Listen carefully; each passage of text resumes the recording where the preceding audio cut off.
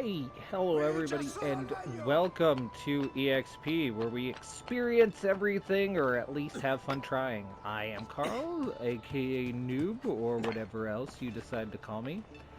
And, welcome to, welcome yet again. Welcome to an episode of our little Let's Play of Assassin's Creed 2. Oh, I did make it. That hurt, actually. Previously. Oh, what am I doing? Oh, okay. It's just going from bad to worse. Previously, um, we had, what did we do? We had really understood about, Ezio's life. About the type of person that he is, and learned what he goes through on a typical day-to-day. Kind of gotten to know him. If you ask me, it wasn't as long as it probably should have been. I guess there's gonna be a little bit more to getting to know him, in the missions to come. But, in today's episode, it's just going to be about, what is it? It's gonna be about getting, or uncovering, opening up the map a bit. We're gonna go to these little, viewpoints and open up the map a bit before we continue with the story, just to kind of get a clear map and all of that fun stuff. I'm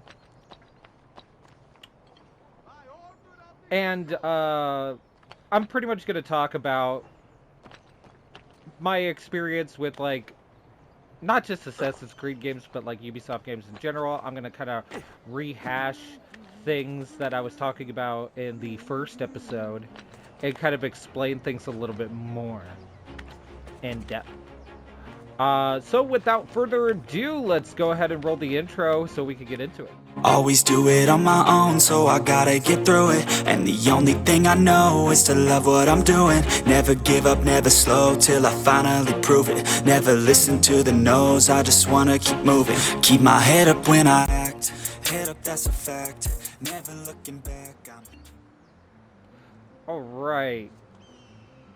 So we just got a little edge bit uncovered here. So yeah, we'll go ahead and grab these other ones and yeah, so oh god, where do I even begin? So like I was saying in episode 1 about like my experience with Assassin's Creed and going forward. So when it came to Assassin's Creed, the first one, like I mentioned before, I had gotten a chance to play it on my birthday, and I was really excited to be able to do that. It was, I had such a blast with Assassin's Creed 1, and like I've mentioned before, I had come from playing the Prince of Persia games, the Prince of Persia trilogy, which were so much fun. I loved all of those games like immediately, even though 2 was with its time travel aspect was a bit more high concept for my young self to fully understand. But I did enjoy it nonetheless. And so when I saw the gameplay trailer for Assassin's Creed, and then all of the, like, music videos and stuff like that people had made for it, it was amazing. Because, like, the one thing that I wish that, the Prince of Persia games had was more of a climbing aspect. And being introduced to that was such a... it was amazing. It was simply amazing. Being able to do this was such an awesome feat from going from PlayStation 2 to PlayStation 3. It's just just absolutely fantastic. Heck, I remember playing Grand Theft Auto games and being completely amazed of being able to climb a ladder. I think it started in San Andreas. Oh my god, I was so happy to just be able to climb a ladder. Uh so I've always really enjoyed just open world games. To be able to run around and do whatever I want. I mean, who doesn't love the sound of that, right? So, when 2 came out, I probably got it as a birthday gift or whatever. But I played it. Um, Same thing with Brotherhood, Revelations. Played them. I stayed on the ball when those came out. Um, Assassin's Creed 3, I was a little bit behind. Similar to my Assassin's Creed 1 experience, to where I didn't get started on that as soon. I was a little bit disappointed though with 3. Not because of anything bad about the game itself, but because you get to watch this trailer of you versus an army in in uh in the trailer. Sorry, it took me a minute to realize where I was going with that. However, in the game itself, you do not get the same luxury, and that kind of sucks. Um, so I would often pick fights with guards and stuff like that. Um, but this is also when I had lost, or I didn't have my PlayStation 3 anymore because I had this was about the time where I had sold everything to pre-order my PlayStation 4.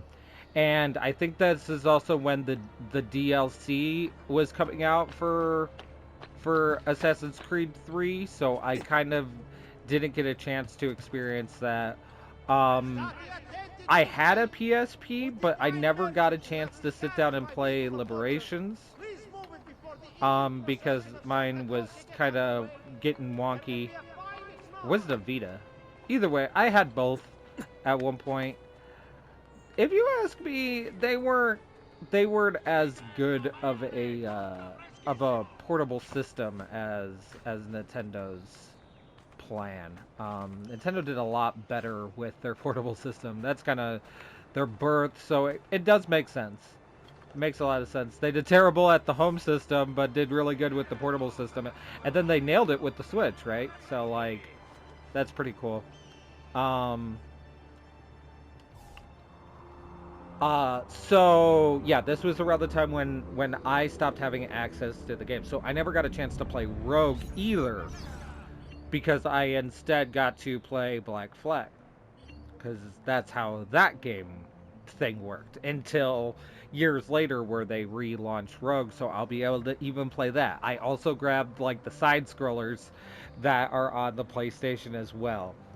The only thing I won't be able to like dabble with are like the DS games for this and the first Assassin's Creed game. I won't be touching the mobile games. I'm not going that super in depth with the games that I'll end up touching. So, oh god.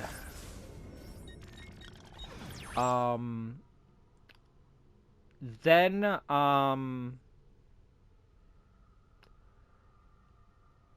yeah, so I had a 4. I was able to play Black Flag cuz I had when I had sold my console and turned it in and all my games with it, I had just enough money to no. No, I didn't. Okay, I was actually like $20 shy and my friend spotted me. And then from when I did that to when I got the console, I had just enough money for one game. And when it came to PlayStation 4, there was like 5 games out with it. So, didn't really have that luxury. I was planning on getting into Destiny more, but unfortunately, that required a better internet connection than what I had. Excuse me. Um, or at least at the time it did. Now I could probably, I mean, like now I've been able to like mess around with it a little bit better. Or no, it required online pay. Let's go ahead and read this. I guess we just passed by Leonardo da Vinci's studio, so there's that. We'll be coming back here, won't we? So Leonardo da Vinci opened his own studio after completing his apprenticeship to Verrocchio, one of the most successful Florentine artists of the day. Between 1476 and 1481, Leonardo probably continued to collaborate with Verrocchio, although no one is quite sure what he was working on. In 1481, he was given his first commission by the monks of San Donato, uh, Scopetto to paint the Adoration of the Magi. In true Da Vinci style, he began the painting but never finished.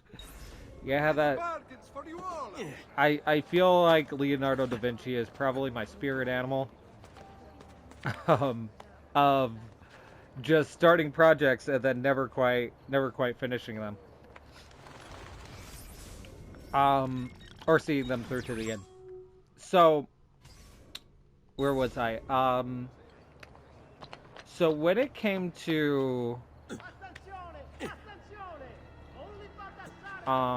oh god.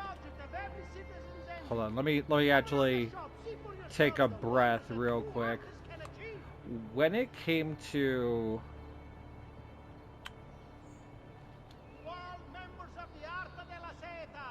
so I had a chance to so yeah, the only game I was able to play was Black Flag. I unfortunately didn't have the money for the expansions, which sucks, but that should be different this time because I actually have a job and all that fun stuff. And I think I have some of them anyway. Um, so there's a lot of experiences that I never had, and I never looked into a lot of stuff. So there is that. Another thing about it was that I did power through the game. It was the only game I had, so I played it to completion and collected everything and all that fun stuff. Um, However, that is also unfortunately like when we get into the games that came after and how I didn't manage to pull certain things off. But let's read this real quick. So, the Santa Maria de Flore, or I added an L, de Fore, um, one of Italy's largest churches and the largest landmark in Florence, Santa Maria de Fore is considered by many to be the first masterpiece of Renaissance architecture. Although the church was designed by Arnolfo di Cambio in 1296, the dome was not started until the beginning of the 15th century, with Cambio long dead. None of the architects at the time had any idea of how to construct such an enormous structure, since the use of buttresses was forbidden in Florence and mortar took several days to set. Yeah, I actually started watching, but all was not lost. In an amazing comeback story, Filippo Brunelleschi, an architect who had been defeated in an earlier bid to design the baptistry doors, won the competition to build the dome. He beat out Lorenzo Ghiberti, the same artist he had lost to before. So like I had watched what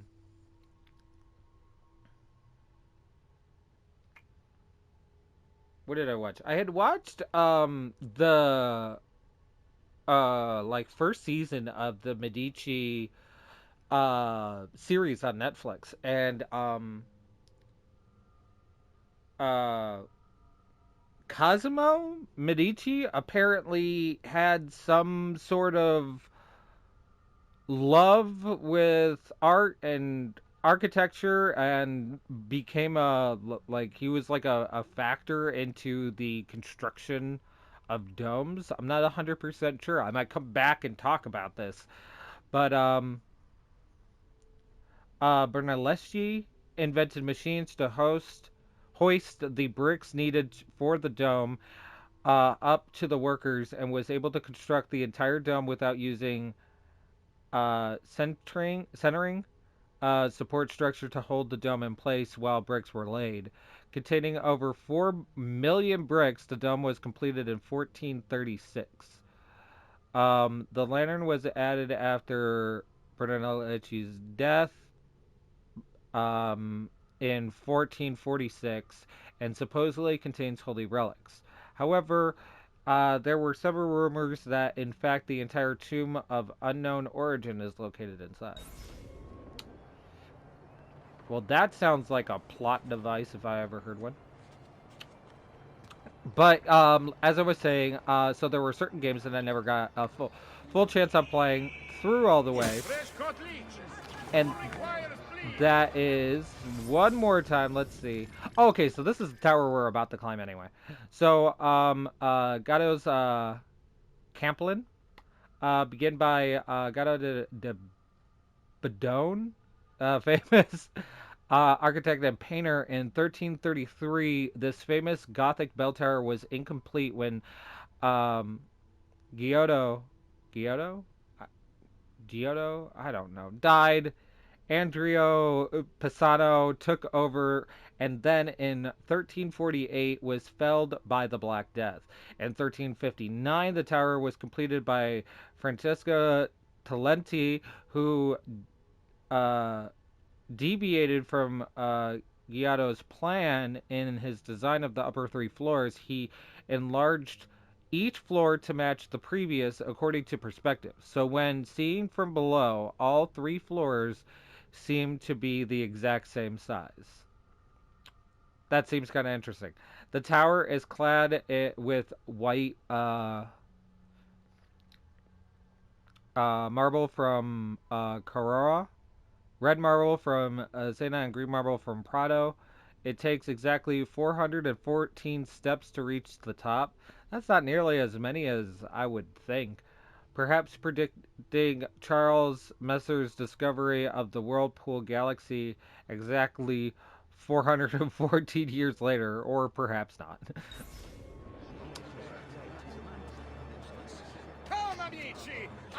um, so it's kind of interesting that it like took several people's designs to make this thing. But as I was saying,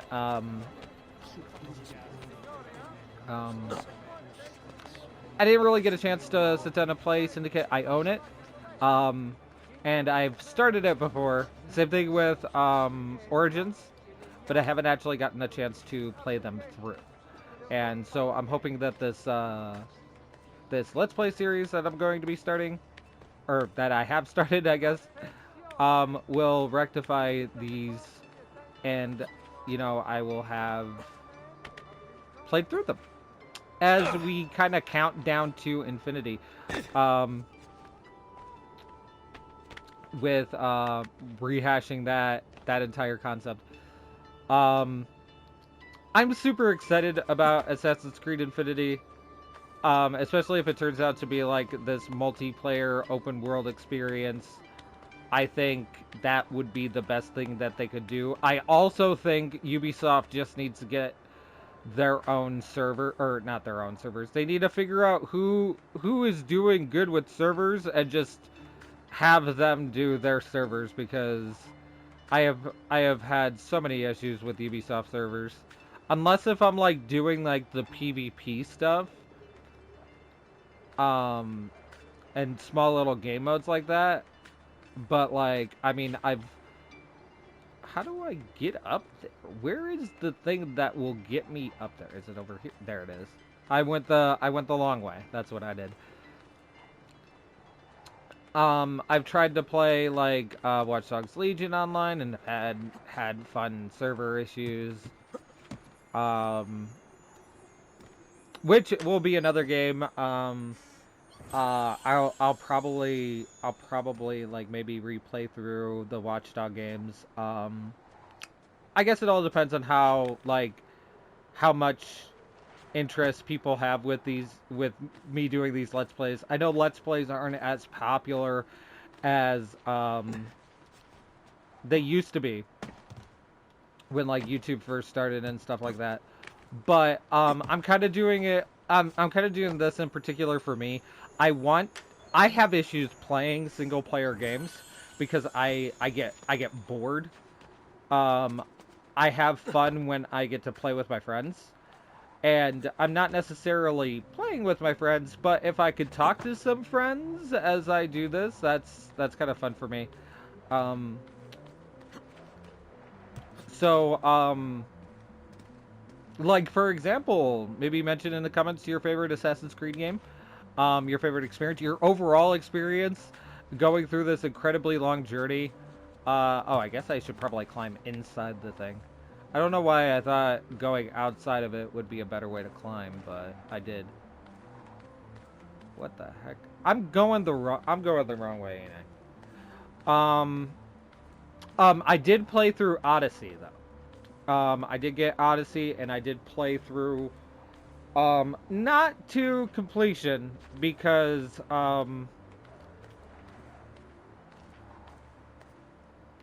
I kind of rushed my first playthrough so that way I could do the New Game Plus.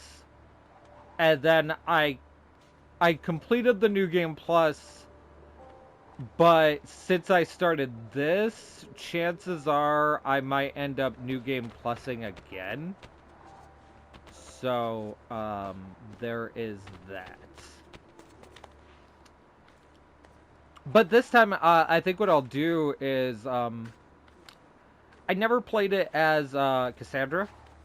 I did both of my playthroughs as Alexios because I don't know. I just kind of liked Cassandra as Deimos. I don't know if I'm gonna be as interested with Alexios as Deimos, but since it'll be a new experience for me, I guess I'll find out. Okay, I made it. I made it to the top. Took longer than it probably needed to, but I did it. But yeah, I'll probably end up going out of my way to like kind of skip collecting things, whether it's expanding the map or stuff like that, um, to kind of just progress through the game at a moderate pace, so that way these things aren't taking too long. I just thought I'd go ahead and do this one since I kind of wanted to talk and explain my situation and my experience with Assassin's Creed games. Um, I played through the 3 Watchdog games. I count them considering they're set in the same universe. That is enough for me. Um, I've dabbled with Far Cry. Actually, with how Ubisoft does its stuff, a lot of its stuff can consist within the same universe, albeit kind of weirdly. Come on, climb up there. Because like you're always able to get like a memento from something. Um. Oh, here we go. Got another place. The Palazzo della Signora. Arnolfo de Cambio designed the palazzo, also known as the Palazzo Vecchio, in 1299 for the rulers of Florence, the Signora. The Signora was made up of 9 members, or priori, selected by the city guilds, 2 from each district, and a gonfalonier of justice. Members were supposed to be chosen by lot, but once the Medici family took power, only their friends seemed to end up in the drawing. Government by the people, right? Okay, gotcha. Interesting fact: the tower is The tower in front is off-centered because it was incorporated into the palazzo from an early structure. It contains two small cells, one of which was to imprison Cosimo de Medici. Cosimo, the guy that I mentioned. Okay, okay. I might have just ruined the plot for myself. So how off-center is it? Okay, so it's 5 on this side, it's 4 on that side. I see how off-centered it is. It's not even that off-centered. That's like the messed up part. It just needs to be like a little bit over.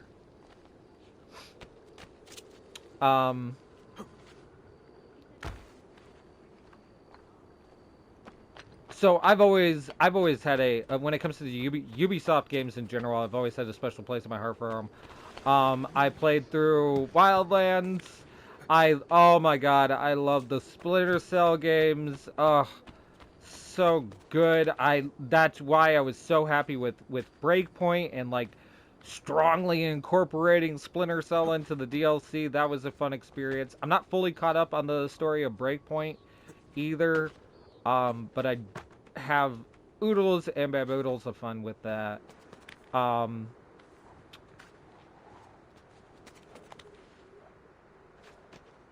Oh, I might get in trouble. I just realized there's guards up here. But, oh,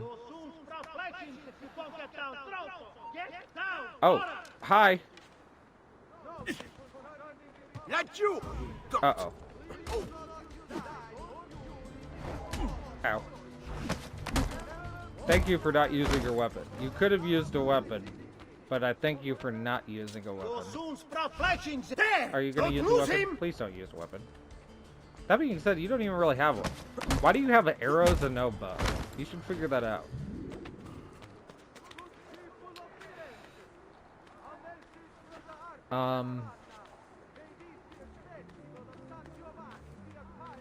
But yeah, no, I played a decent amount of Odyssey. Valhalla, I started, but I'm relatively close to the beginning.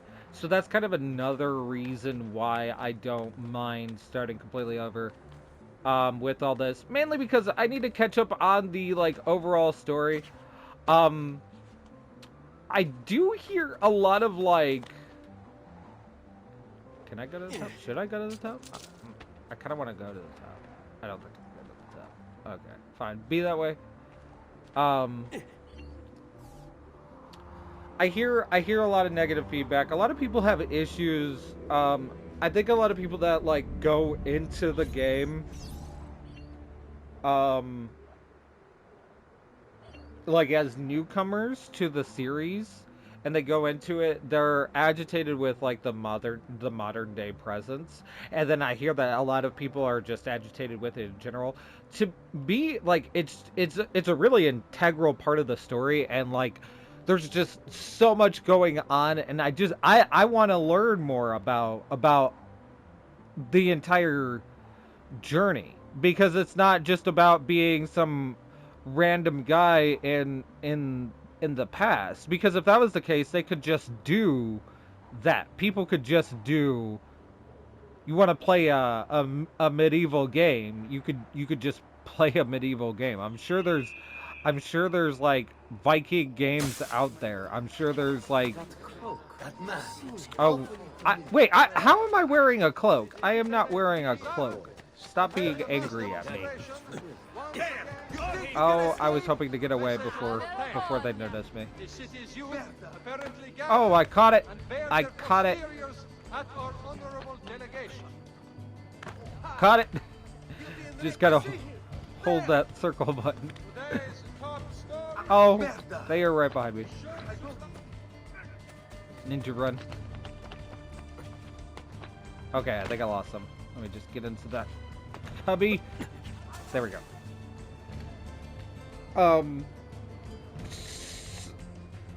So yeah, I hear that there's like a lot of issues that a lot of people have with these games, and it's because of the present day aspect of it.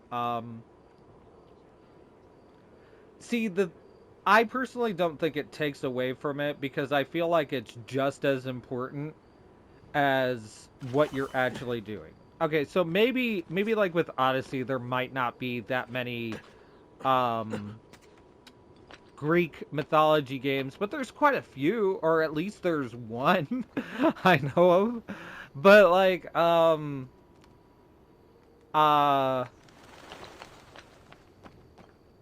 okay, maybe there's not that many. Okay, all right. I'll give you guys the fact that that Ubisoft has really been ahead of the curve in terms of kind of genre grabbing. They grab any kind of period of time, and then that's a game to experience. Oh, I forgot to mention Unity. Oh my god, I can't believe I forgot to mention Unity. So Unity I've never beaten either. I keep getting distracted by the multiplayer, and then that experience never fully pans out.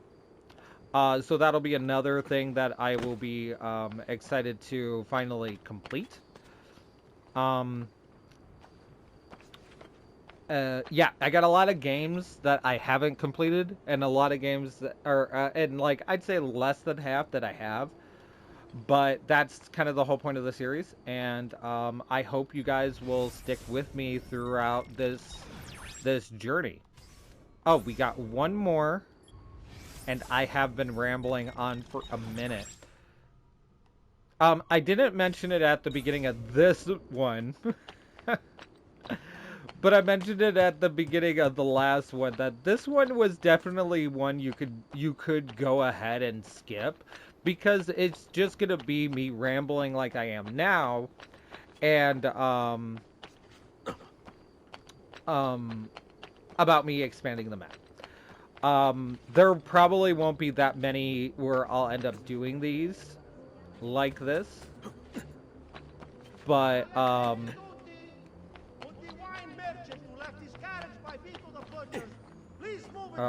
yeah, so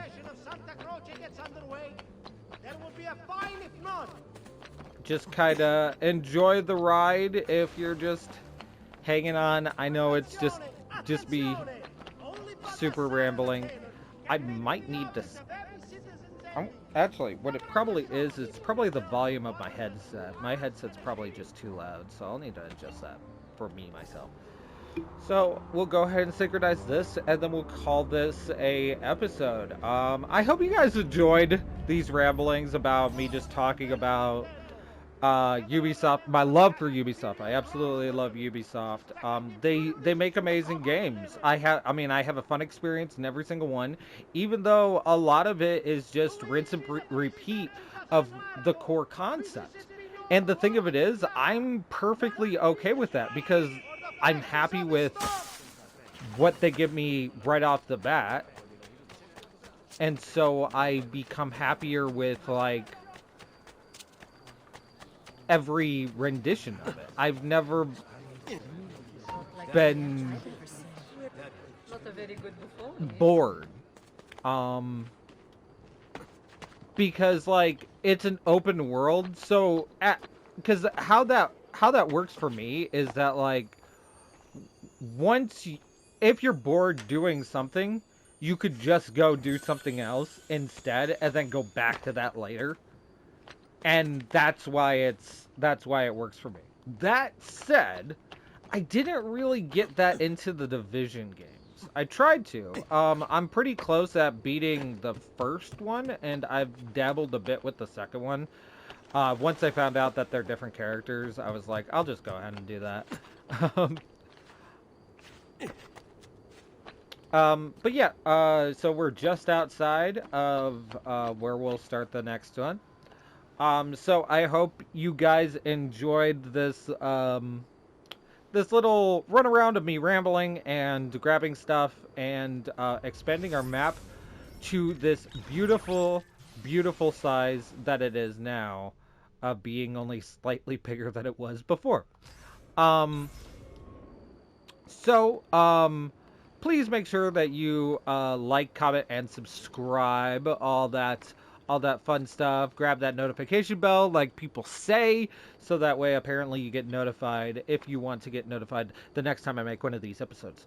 Um,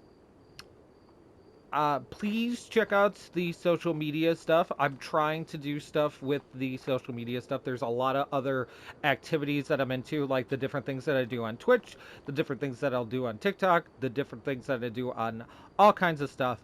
Please, please, please, above all else, go to the grind. I want to talk to people more directly. I want to interact. I want to establish a community of fun video game talking, anime loving nonsense with just a little hint of self promotion. I am encouraging other people to do make what you love, do what you love, all that kind of stuff. And I want you to be a part of our community as you do it. I want to know what it is that you love and what you're trying to do. So, like I just said, do what you love, and above all else, carry on.